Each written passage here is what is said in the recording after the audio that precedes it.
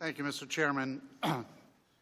Wow, I'm sitting here thinking if the American people are watching this today, they're wondering what's going on here, because you know who the real losers are? The American people. Because we are taking their money and we're using it improperly, and this bill actually starts to fix it and give it back to them. So when you shake your head, yes, you had to let me finish the sentence, because that's the problem.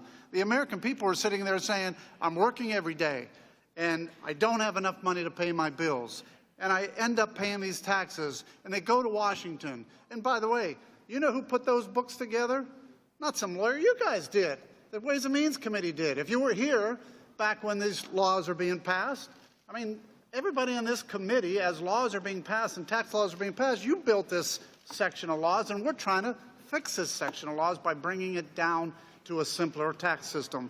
So don't blame somebody for putting those books together. Blame the committee for putting those books together. Yes, the committee. That's who put all those laws together. But let's talk about what we keep talking. You guys keep talking about stuff, and I really don't get it. I mean, these are itemized deductions. The casualty loss, theft and casualty loss, that's an itemized deduction. And do you realize how that works? Somebody has a loss. If they have insurance, it pays for as much of the loss as it can, and then what's left over, there's an amount, 1% of adjusted gross income, and then it becomes an itemized deduction.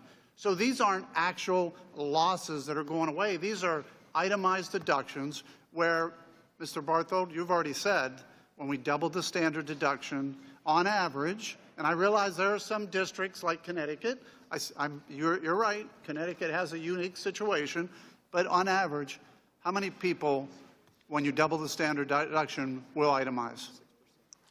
Well, Mr. Renacci, I didn't actually report just doubling the standard deduction. It was the combination of doubled standard deduction and the itemized deductions that are still permitted under H.R. 1, and that was 6%. 6%. So we'll have 6% of the people, and you also said the majority of those people are primarily the wealthier people? Top half of the income distribution right. are itemizers. So again, this bill is once we do what this bill does, we are affecting people who were not able to itemize before, were not able to get the opportunity, were not able to get this credit, and now they're going to get an opportunity to save taxes. And that includes state and local income taxes, that includes casualty losses, that includes interest on home mortgages, that includes all this stuff.